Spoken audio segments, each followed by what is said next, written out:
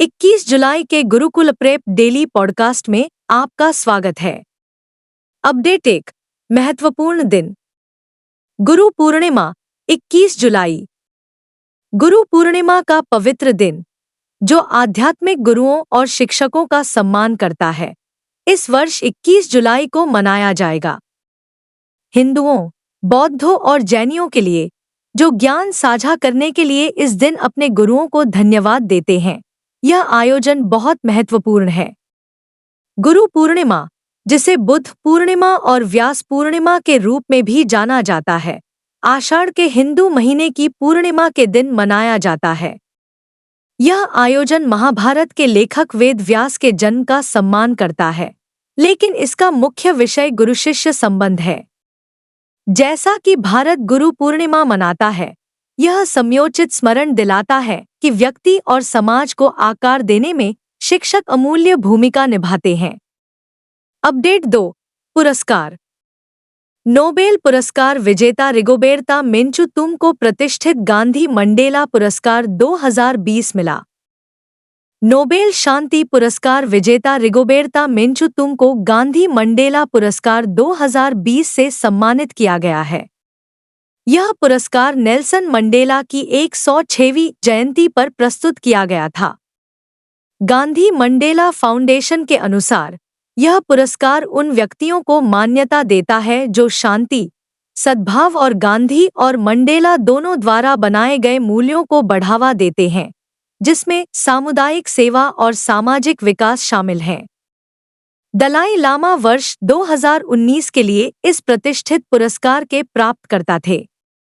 इस वर्ष यह पुरस्कार ग्वाटेमाला की मानवाधिकार कार्यकर्ता रिगोबर्टा मेंचू को दिया गया है, जिन्होंने स्वदेशी अधिकारों की वकालत करने के लिए अपना जीवन समर्पित कर दिया है।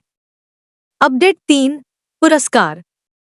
AIFF पुरस्कार 2024 छांगटे इंदुमती ने शीर्ष पुरुष और महिला पुरस्कार जीते।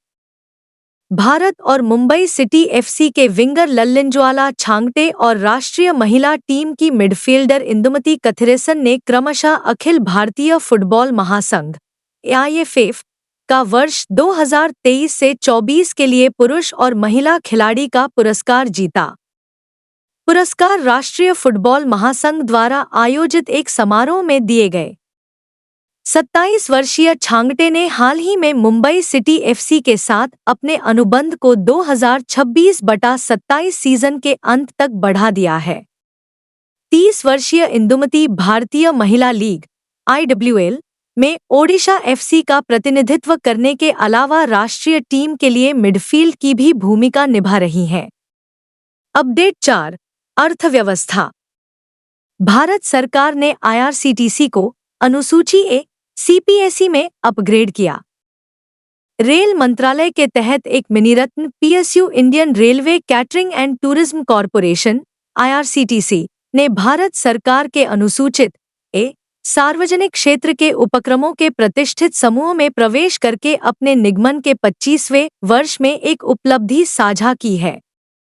इस अवसर पर IRCTC के अध्यक्ष और प्रबंध निदेशक संजय कुमार जैन ने कहा, IRCTC का अनुसूची A श्रेणी के PSU में पदोन्नति वास्तव में एक महत्वपूर्ण उपलब्धि है, क्योंकि यह IRCTC के मजबूत प्रदर्शन को दर्शाता है। यह सम्मान IRCTC के प्रबंधन, संचालन और रेल मंत्रालय के तहत आतिथ्य, यात्रा और पर्यटन क्षेत्रों में योगदान पर सकारात्मक रूप से प्रतिबिंबित करता है।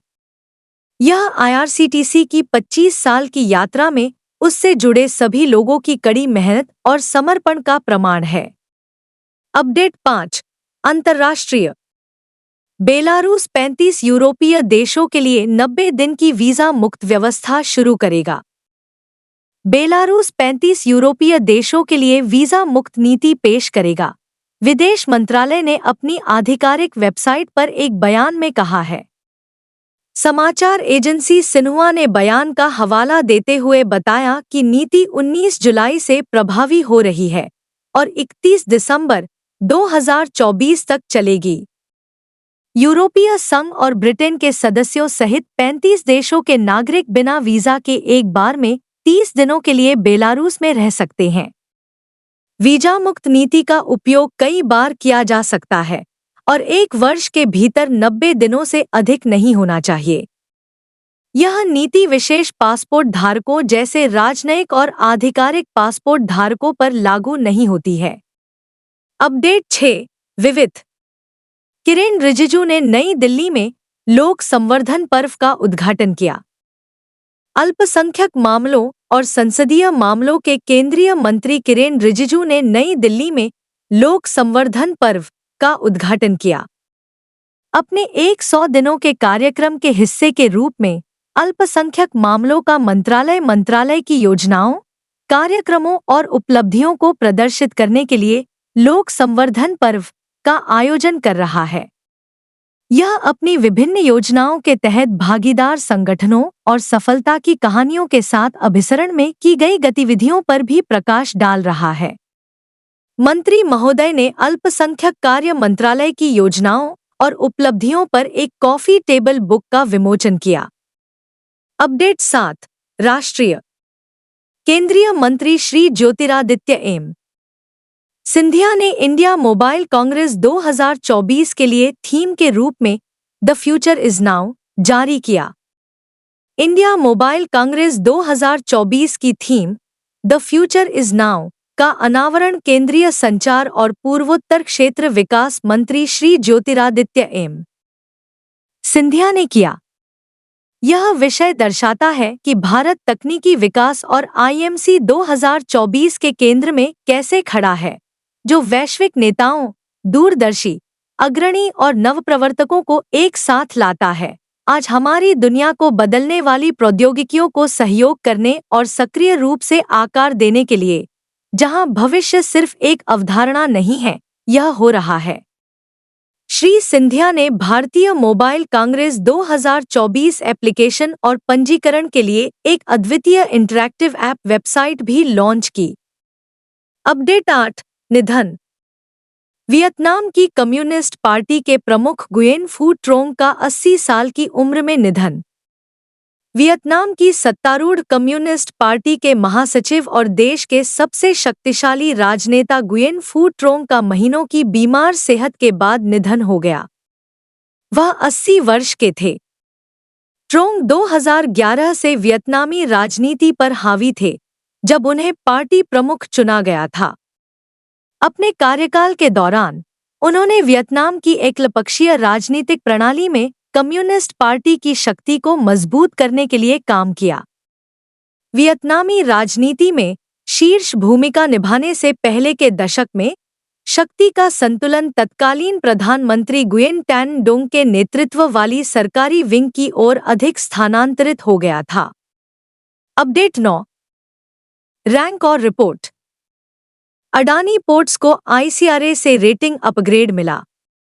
रेटिंग एजेंसी आईसीआरए ने Adani ports and special economic zone (एप्सिस) की रेटिंग A+ स्टेबल से AA स्टेबल में अपग्रेड कर दी है। कंपनी की long term fund based non fund based facilities, non convertible debenture (NCD) और कमर्शियल पेपर्स को A स्टेबल में अपग्रेड किया गया है।